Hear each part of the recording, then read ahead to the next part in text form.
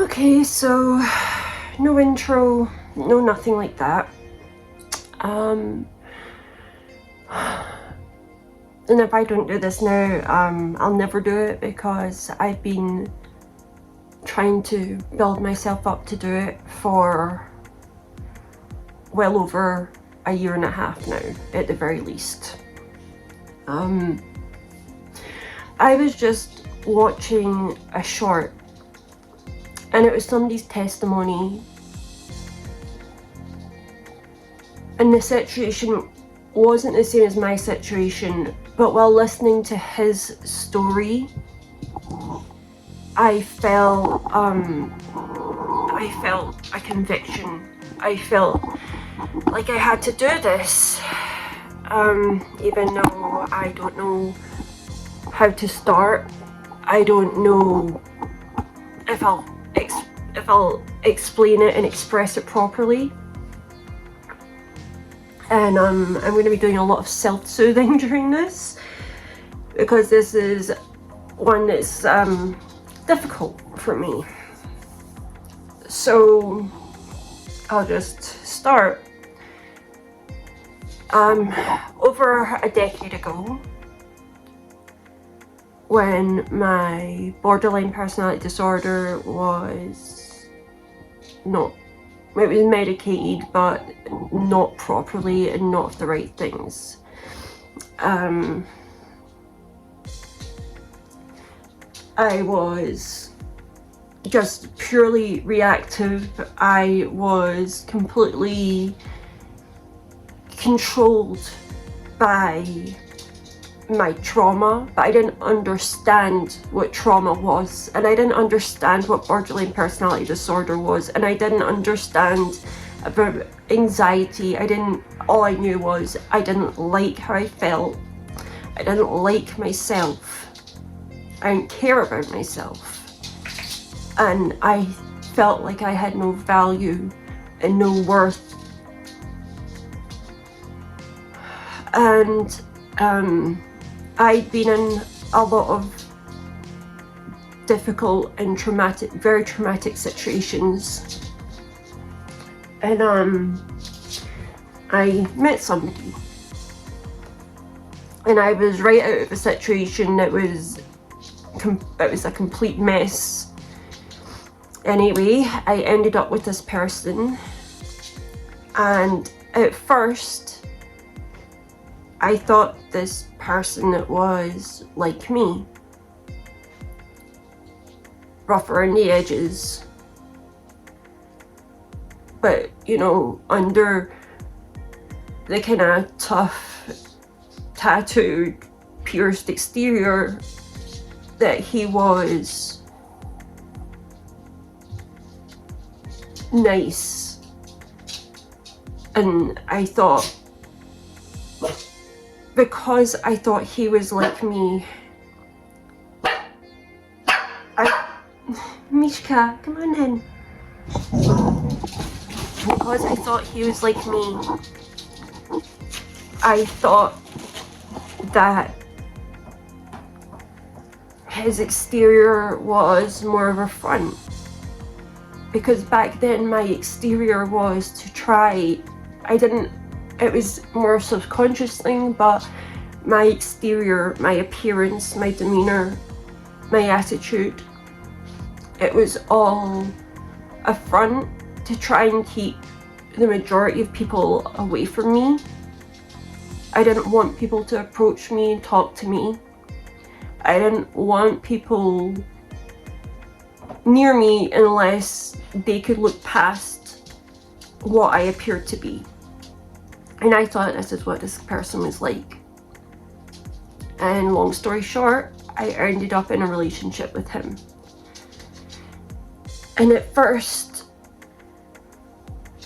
because I didn't have healthy boundaries, I had no self-worth, no self-value, no self-care, no anything. And I didn't understand how I was meant to be treated in friendships, in relationships, because I had never been treated how I was meant to be treated in those situations. Sorry, my hands are getting really sweaty. I thought that this person's actions were protective. And I thought that this tough, and I can't explain it, it was like an aggressive, he was aggressive but also put on this front of being caring, or maybe in his own way he did care. But the thing is, with people like that, they'll reflect you. They don't have much of themselves. So they take the qualities that you have.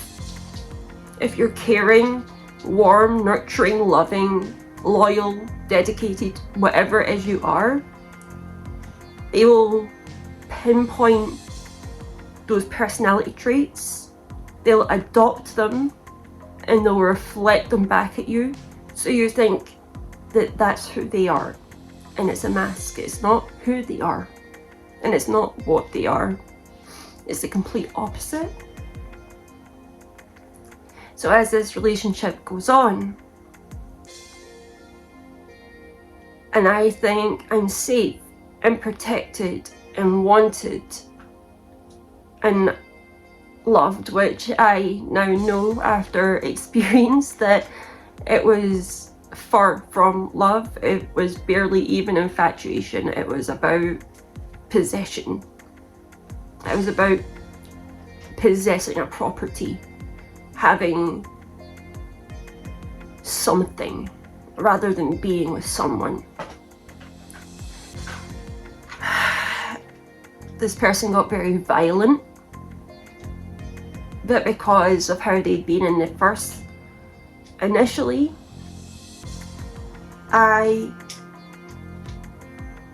it confuses your brain. It scrambles it up. So if you go in to a relationship or a friendship and they're nice and they reflect you back at yourself, and they seem to be all these wonderful things, or just even some generally good things, that's who you believe they are. And then when that mask starts to slip, your brain, like, you're seeing it, you're aware of what's happening, but your brain can't comprehend that it's reality, because that's not the person you know. You know the person who you met. That's who you know. This person that's in front of you right now isn't them. How can that be them? It's just not them. I don't know this person, but I know that person. And that escalated. Sorry, I just had to check on my dog. That escalated. Sorry, I'm like literally sweating. It escalated, and he'd go back to being how he was initially, or sometimes even nicer, even better, even more protective, even more complimentary.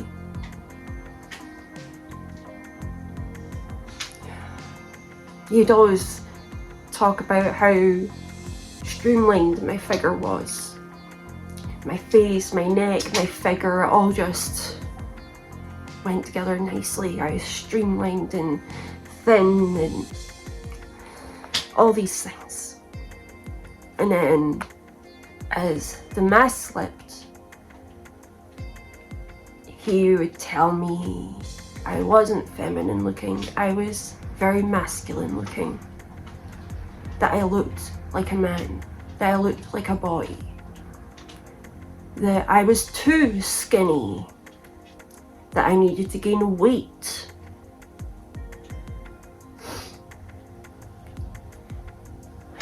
And it kept getting worse. Eventually it came to times where he'd have me in the bedroom.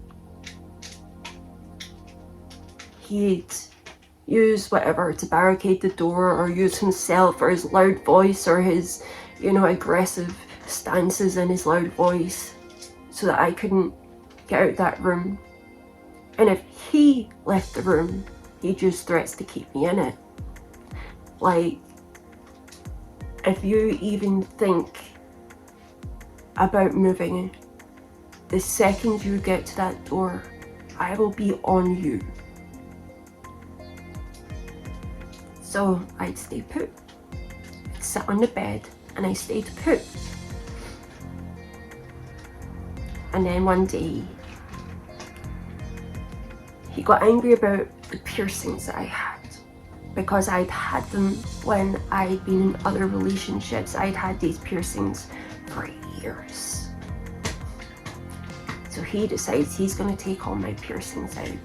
And he does. And then he decides that I'm not allowed to have pink nails because they make me look like a slut. Because I think at one point I'd had pink nails when somebody had made revenge porn of me and uploaded it to the internet with my name, my address, my age, all those things. And that was the messy kind of relationship I was in before this one. And he used these things to shame me, humiliate me, control me, degrade me. And then one day, I painted my nails, I put like press-ons on and stuff, and for the most part I was feeling good about them. They were like dark and they had some glitter and stuff, and he decides to pull out these pliers. Like, you know, like the little needle nose ones, like they've got a really good grip on them, but they don't look like much. And he towers over me and he says, choose a nail. I'm gonna pull out your fingernails, but I'm not gonna pull out any big ones that would require you to go to hospital. I'm gonna pull out ones that can heal at home. His home, not my home, his. And he tried. And because of the fake nails, the press-on nails, these pliers couldn't get a grip. But yeah, it's alright. There was times where he put a tattoo on a place that only he'd see it unless I cheated on him. And at the same time, he was also trying to persuade me to start taking spice, mushrooms, different things like that. He started telling me I was too expensive to keep. I was too expensive to feed. I wasn't eating that much. I was eating less than I usually ate. He was eating what he usually ate. We'd take turns to kind of cook.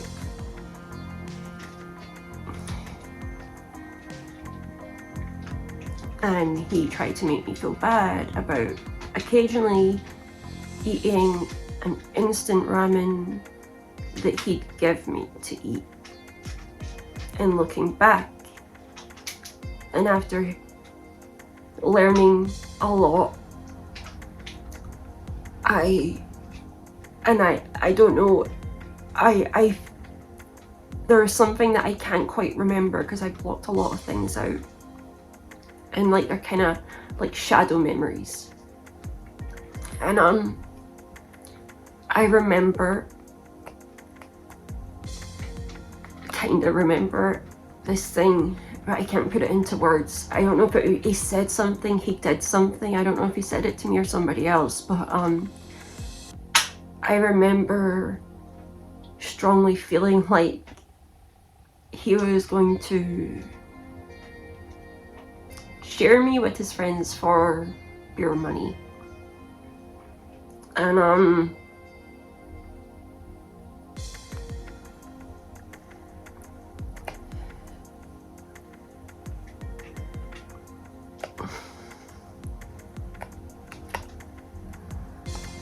there was several times where I knew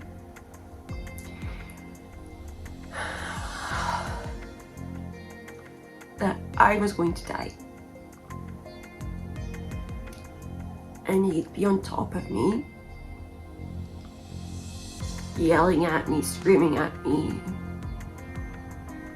holding me down, threatening me, hurting me. And I'd be screaming, help me, help me, he's gonna kill me. He's gonna kill me, he's killing me, he's killing me.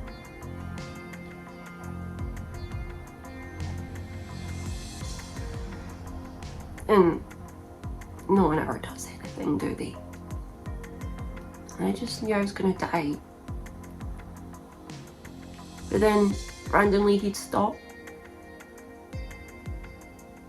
Until one day I was biding my time, because from the first few instances of violence, I had decided that when I got the first window of opening, the first opportunity,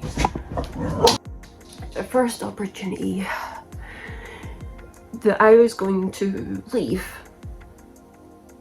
The moment that he left and I knew that he'd be gone for a few hours, I was going to leave. And then one day he went to go on community service, court ordered.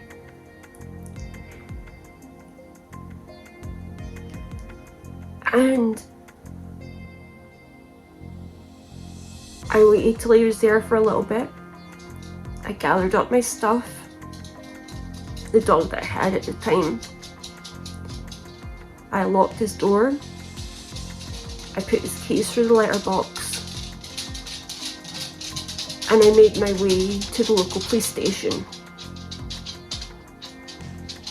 And I was sitting inside, waiting for one of the officers to come and get me. And I remember, how painful it was to walk.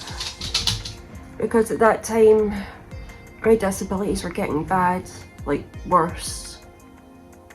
I needed crutches and splints and these different things, and I remember carrying my bags, holding my dog in one hand, and every single step, it hurt so bad. And I was just so determined to get out.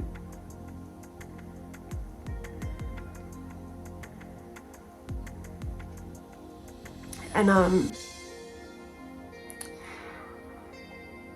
the officer takes me into an interview room. And at this point I'm covered in bruises.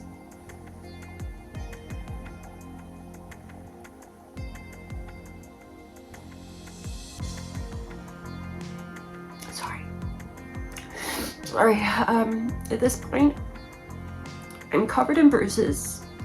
I have a handprint around my neck. I have fingerprint bruises, a thumb bruise. I have bruises on my body from Valentine's Day, where he had thrown me into a cupboard. And then he got me through to the living room, and he got me by the neck, and he got me down on my knees.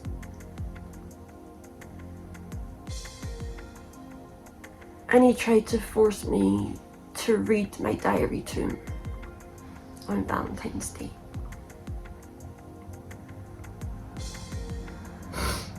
So I'm sitting there covered in bruises, going over everything that had been happening over the months. That I'd had to marry him, and I didn't want to marry him, but he told me if you want me to stop hurting you, you'll marry me to purify yourself. So I agreed to marry him. But in my head, I was thinking that I'd be able to get out before the actual wedding. And I didn't. And I tried to subtly communicate to the staff where we got married that I didn't want to be there, that I didn't understand the whole wedding thing. I was doing everything I could to show them that, like, I don't really have a clue what's going on here and I'm not in a condition to consent to it. But they just kept smiling and encouraging me and telling me, like, correcting the things I was saying instead of being like, hey, hang on, this girl doesn't seem to be, you know. So there I am, sitting in this police station, we're going over everything. And then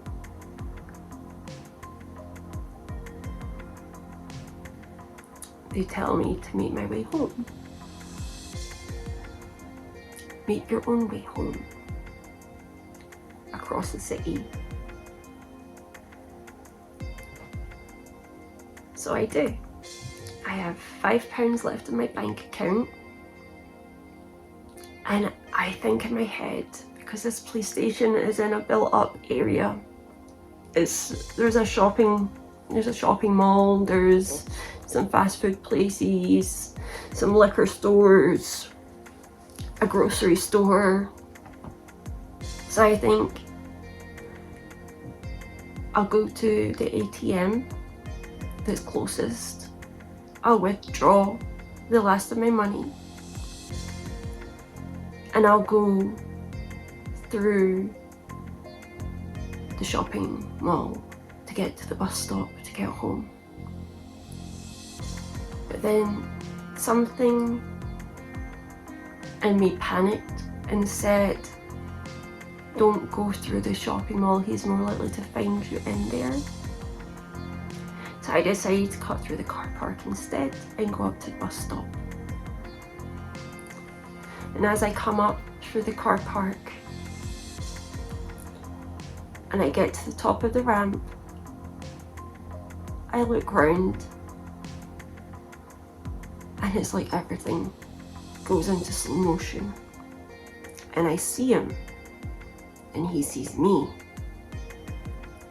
and his eyes turned black. Now when people say, oh, such and such, their eyes turned black, and it was like they were just evil, that's something that I never understood until this moment. Not only did his eyes turn black, like, I don't just mean they got dark, I mean the whites of his eyes, all of it black. And his face changed. Like, I don't just mean he was like angry, I mean like he got these sharp, pointy ridges, almost like he had like dermal implants, like, you know, the ones that make patterns in your skin. He had these really sharp ridges down his cheeks, across his forehead, his chin, his jaw, his nose, his eyebrows, everything changed. And I don't know if I was just so shocked by this physical change that I no longer saw the tattoos he had, or if they actually vanished. But he sees me and he comes straight towards me and he's furious. And he tells me he knows what I did. That he was told to come and get me. That he was told to leave his community service and come get me because I was leaving the police station. And he said, I know everything you told them. They told me. They told me everything you said. What did you tell them? I said, I didn't tell them anything. I didn't do anything. I didn't tell them anything. Because my trauma instinct is to freeze and fawn, placate, go along and try and keep the person calm.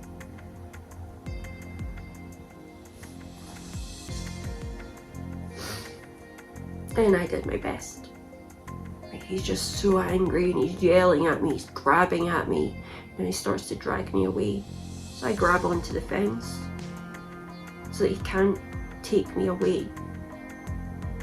And everyone's just standing around and looking at this. Like, these grown men are just standing, like, within arm's distance, just watching. There's a bus stop full of people just watching. The police station is in clear view.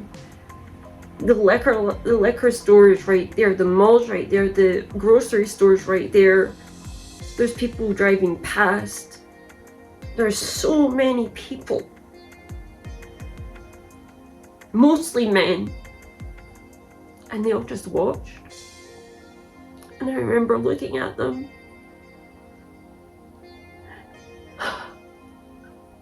And I just knew that none of them were gonna do anything.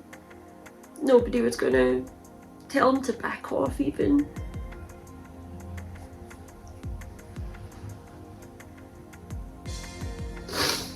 And I just kept hoping that they would.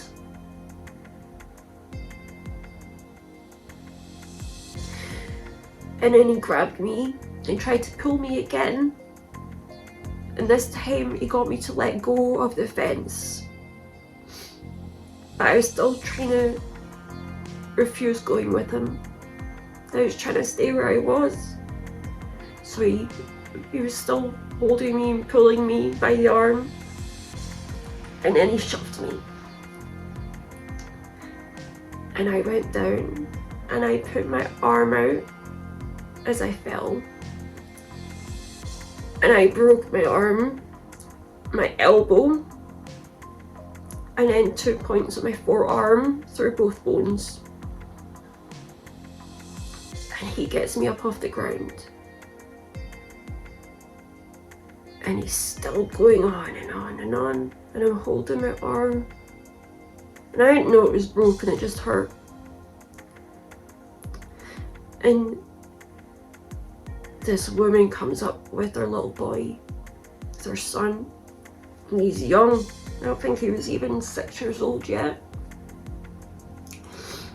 And she goes up to him and she stands close to him and she says to me, "Are you okay? Do you need help?" I said, "Yeah." She said, "Do you want me to call the police?" And I said, "Yeah, please, call them." And then she turns to him and she says, "I know what men like you are like. I just got away from one. Leave her alone." And he just looked at her.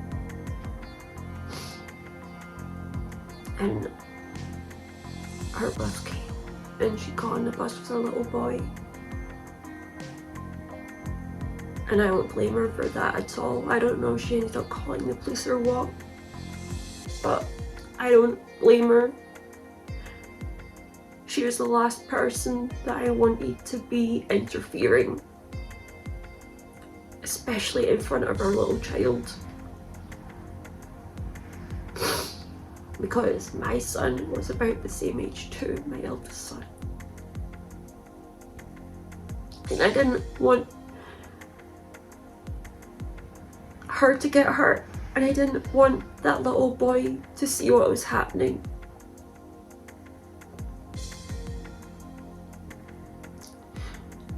The bus pulls off and he says to me, "We're gonna go to your bank and we're gonna get your money out because you owe me.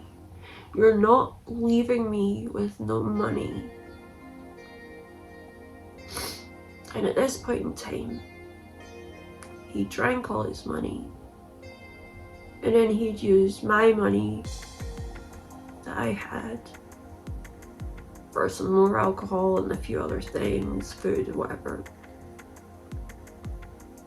I don't know if he got other things with his money, but he liked to use up his money and then go into mine. And you know, I owe him because I ate a few things of ramen over several months.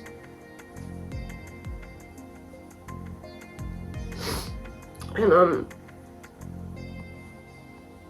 he marches me down to the other bank machine at the grocery store. He's got a hold of me. He watches as I put my PIN number in, and then he takes the money. Literally just a 5. It was 5, and he took it because I wasn't leaving him without any money. And there's this kind of open grassy area around the side, but still visible from the main road. And he takes me up that way. And I don't know what was going on in his head, because he said that he wanted to stay away from the main streets because the police would be looking for him now. But we were literally on a main street. We were just on a grassy area at the main street.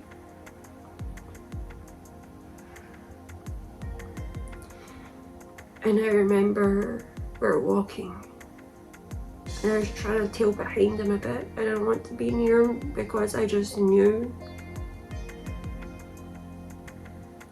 that he was about to kill me. And like this time I knew it. Like it wasn't like just fear, it was like it was in my soul. I knew it. And there was trees ahead, and I don't know if it was just my mind or if there was actually that many trees, but in my head I saw him kill me and then put me amongst those trees. And then the people say that when you're dying or about to die, that your life flashes before your eyes, like all your past and your memories and stuff. But that's not exactly true. Your mind flashes forwards. And I saw my children and my mum thinking that I had just run off and left them.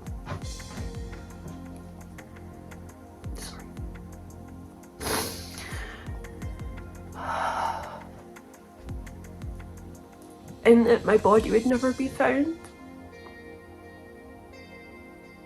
I never did think that I just abandoned my family. And that my children would think I didn't love them, and that I just left them and I didn't want them anymore.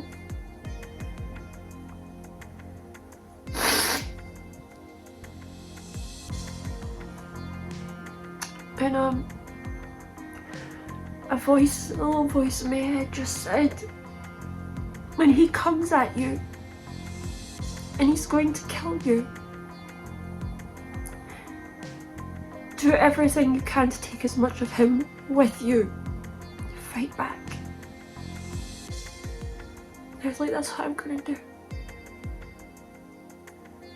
And he stopped walking and I stopped walking. We're standing there and I'm looking at him and I just know that to say. It's over. Take as much of him with you as you can. And I just remember looking at him and his eyes are still black and his face still has all those really protruding, such sharp lines. Almost like it, like a metal thing under his skin, making his face all these lines. I'll see if I can find some kind of image that justifies the kind of ridges under his face under his skin that I'm talking about. And I'll put it up. I knew that was the end. And I'm standing there and I'm looking at him and I'm like, this person claimed to love me and now he's about to kill me. And there's something about that kind of betrayal.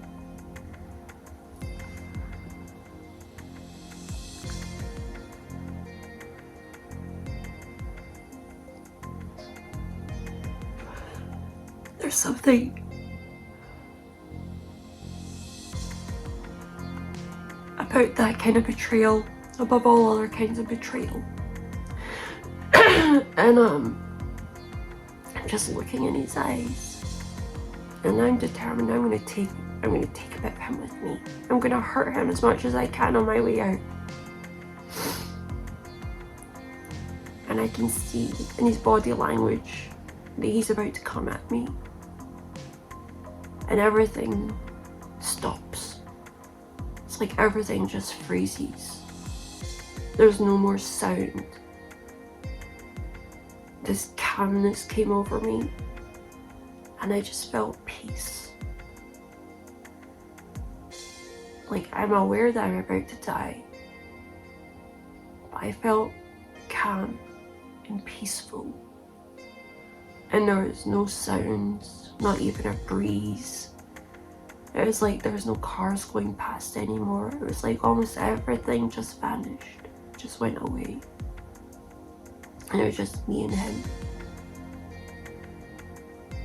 And then it was like something touched him in the center of his back. He made this sort of little movement. And suddenly, everything goes back to normal. Everything's normal. It's not like the sound's back. There's traffic, there's people. And his face is normal again. His face is his face again. Or it's like something touched him and everything just stopped. Everything just changed. Like a switch flicked. And he tells me to come with him, that we're going back to his house. And I thought, oh, he just came to his senses and realized that people can see us. So he's going to take me back to his and he's going to kill me in his house, where there's no witnesses. And in my head, I could see him. And he had me in the bathtub, there's blood everywhere.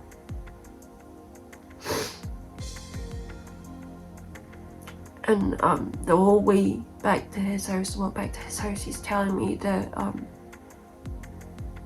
he doesn't love me anymore, which, you know, he never loved me. That I'm just a toy for him in his pleasure. That I mean nothing. And just some skank, just some slut. And I just agree with him as we walk. All I'm thinking about is I'm never gonna get out of this. This is where I die. There is no out for me. And he takes me into his house. And he sits me down on his sofa. And he takes my jacket off. And I thought, and he takes my arm, the one with the brakes in it. And I was just, I braced myself because I thought he was gonna damage it more. But he didn't. And instead he looked at it and he said, oh, I think it's broken, we should take you to the hospital. He made some calls to get some money so that we could have bus fare or something. I can't remember how we got there, maybe a taxi, I think. And he takes me to the hospital. And I remember making an excuse saying I needed to go out for a cigarette, and he let me go out by myself, and he was watching me through the window. And I texted my mum and I said, "Mommy broke my arm." And she replied, but I can't remember what she said. And then once my cigarette was finished, I knew I had to go back in. And I went back in. Eventually my name was called. And we went through to the assessment room. They looked at my arm. They kind of looked at it. They said they're gonna go get me painkillers, some paracetamol and ibuprofen. And and while they were away, I think it was like a nurse maybe, they're away getting the painkillers, and he tells me, "Tell them you tripped over the dog. Don't tell them that I pushed you, tell them that you tripped over the dog." And I just given up. And I said, "Okay, I'll tell them that I tripped over the dog." And I fell. And they came back with the painkillers, and I took them. And then I was pretty quickly got an x-ray. And I tried to tell them what happened. I said my husband pushed me, and that's what happened to my arm. And they're like, "Oh yeah, that stuff happens." Like it was nothing. And I said it again. And there was two of them there. One said nothing, and the one who said, "Yeah, that stuff happens," he said, "Okay, well, can you straighten your arm for me?" And I couldn't straighten it. It hurt so bad because I had the fracture in my elbow, like the crack. And I straightened as much as I could, and it hurt so bad. And I was just waiting for them to say something, to do something, to tell me they'd get security, to tell me they'd get the police. Something. But they didn't. They put my arm in a sling and they sent me home.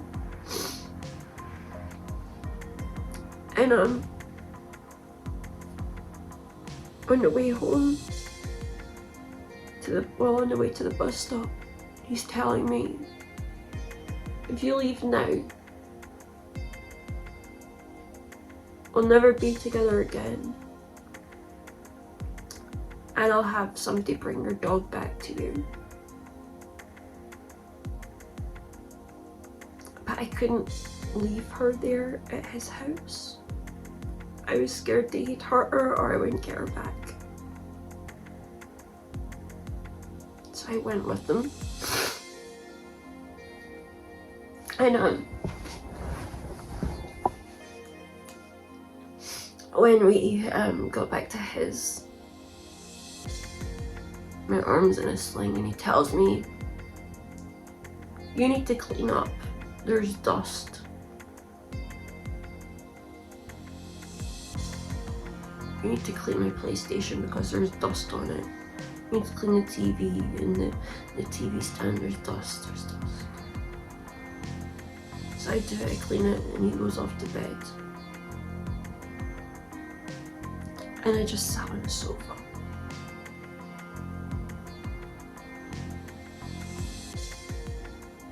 I don't know how long I sat there, but I sat there with my stuff, and then I went to get up and go to the bathroom. And I was just in shock. I wasn't even thinking of how to get out of it. And then suddenly there's a knock at the door. I didn't even get to pee. There was just like, as soon as I was about to pee, there was like a knock at the door. I went to the bathroom. I went to the door from the bathroom, and I opened the door, and it was the police. And they said, "Where did you get that sling?" And I said, "The hospital." my arm was broken. And they said, "Where is he?" And I was scared they'd hear me. And I just pointed. And they told me to come out. They told me to come out of the house and to go round and sit on the stairs that were around the little corner bit so they couldn't see me. And I heard the officers go in and they dragged him out of his bed. No clothes or anything. Had him put on clothes. Dragged him out into the main building part.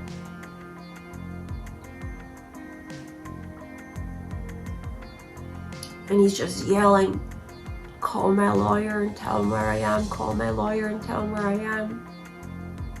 And I didn't know what else to do. I just said, "Okay, I will, I'll call your lawyer." And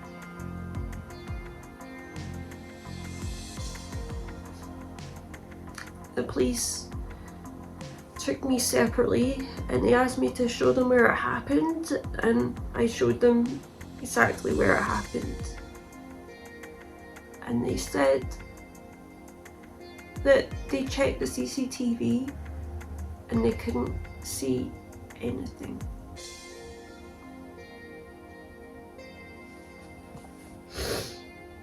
And he got held in custody for about 5 months. And one day I get a letter, and it's from him from prison. And he tells me that when he was being interviewed, the officer gave him my address to write to me.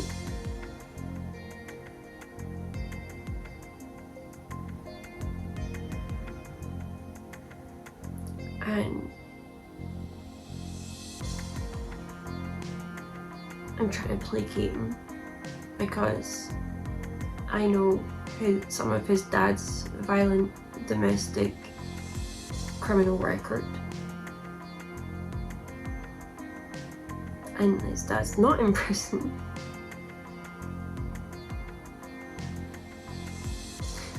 And part of me, a lot of me, I think at the time, the damaged part of me liked his dad. And I never had a dad. And he felt like some kind of father figure.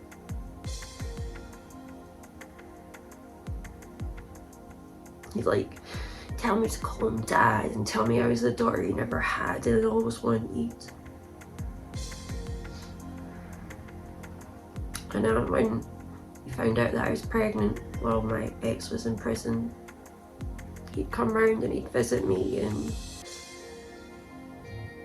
you know, he was good to me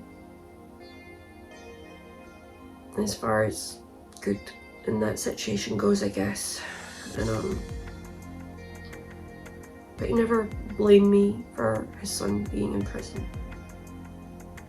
Not outwardly, not to my face anyway. And while he's in prison, he's writing to me, getting back in my head, apologising, making all these promises, and he's telling me such and such, and these things will never happen again, and he's owning up to it, and he seems to be taking accountability and responsibility for his actions. And eventually he coaches me on what to say when it's time to go to court, and he ends up back in my life. And then he was fine for 2 weeks, and then he got violent again. And again, I was so sure that he was going to kill me, but at this point in time, I'm about 6 months pregnant. And it was awful. Being shoved out the bed, not being allowed to wear anything to sleep,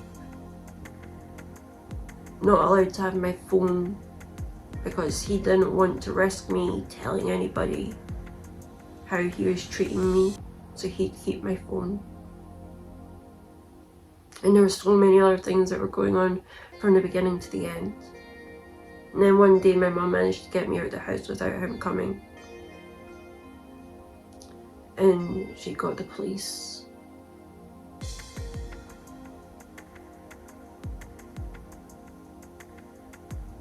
Anyway, the point of me telling this story is because that day where his face and his eyes changed, later on, a few years ago, I got saved. And at one point I was like praying and I was reading my Bible, and I was reading a part where the Lord's telling this person that he's always been in his life, he's always been there guiding him, protecting him. And I was saying to God that I wished I knew times where he'd been in my life, and if he'd have been in my life before this moment. And I got these images, these flashes of all the things, all the stages in my life where he had intervened to preserve and save my life.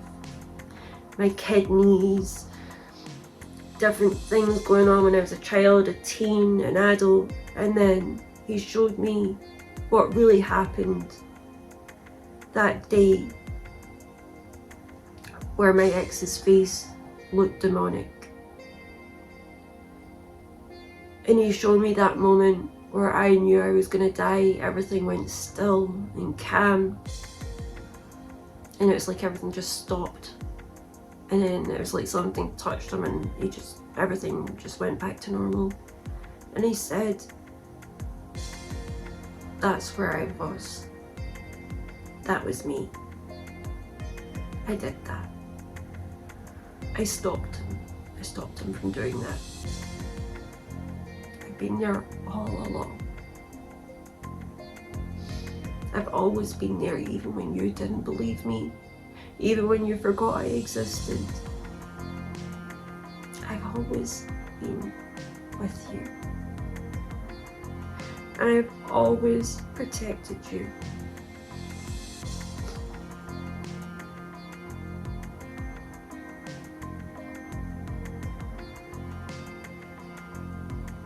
And now I believe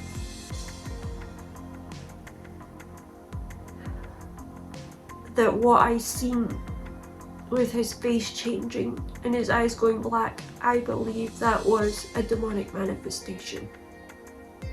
And I know that's going to sound hooey and weird and crazy to a lot of people, but if you'd seen the facial features in the eyes, there is no way that a human face can do that. And then that moment where it was like something touched him, the Lord showed me that yes, he was touched.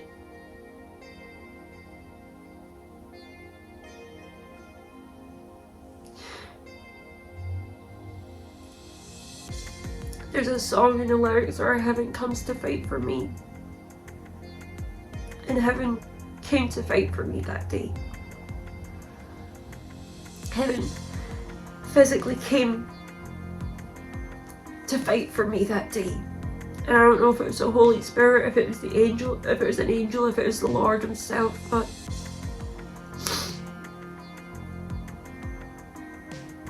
he was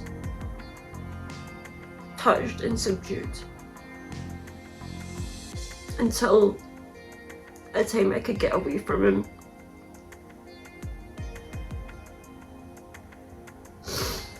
No human can change their features or warp their features without surgery to look like that.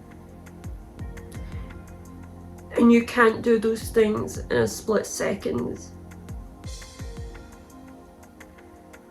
And then seeing that vision the Lord gave me of all the times that he'd been in my life, in that specific moment, he said, he was touched. I touched him. I've always been there. I saved you.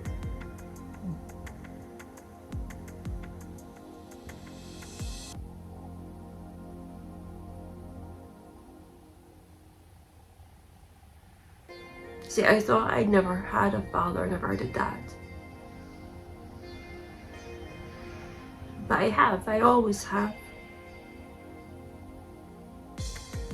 My Father is in heaven. My Father, my Dad, is my Creator.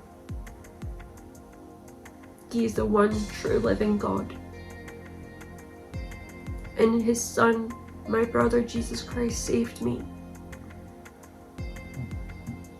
And I have been healed from bad kidney situations where I was meant to lose a kidney at 25 and be on dialysis, and times where, not just that time that I just told you about, but many other times where I was meant to die. The Lord has been there, and He has preserved me, and He has protected me, and He has fought for me. And I know that many of my subscribers, if not all of them, probably aren't Christians, might not even believe in God, might think that whatever, maybe completely atheist, or just not care at all, not even atheist, they're just nothingness, just are who they are.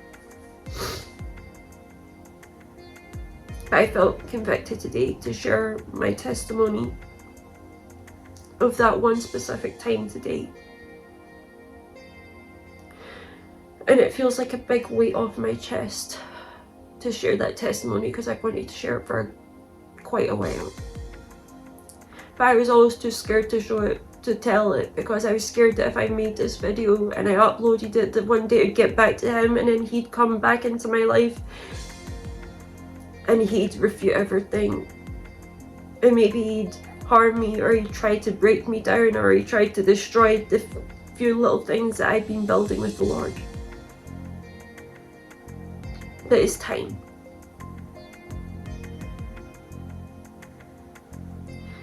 So while there was many other horrible things that happened during that time with him, this is the one that I felt I had to tell you today.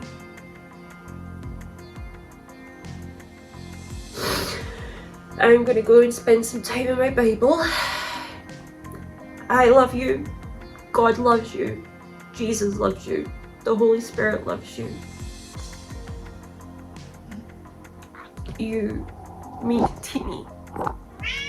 It's my cat, Dean. He likes to shout when he wakes up. Sorry, my phone fell because my dog stretched in the bed.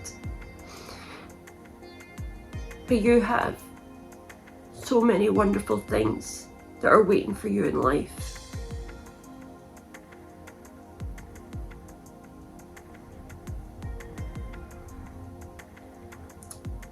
And whatever you've been through that's bad and traumatic, or maybe that you've done,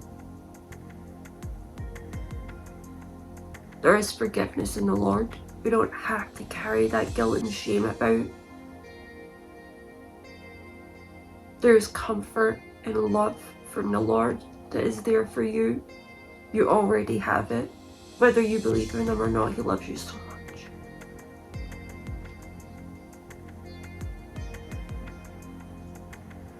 And I would love to one day call you my brother, or my sister, or my auntie, or my uncle, or my niece, or my nephew. I'd love that. So I will be praying for all of you, whether you see this video or not. Even if you never even press play, even if you never even see it recommended or anything, I'll be praying for you.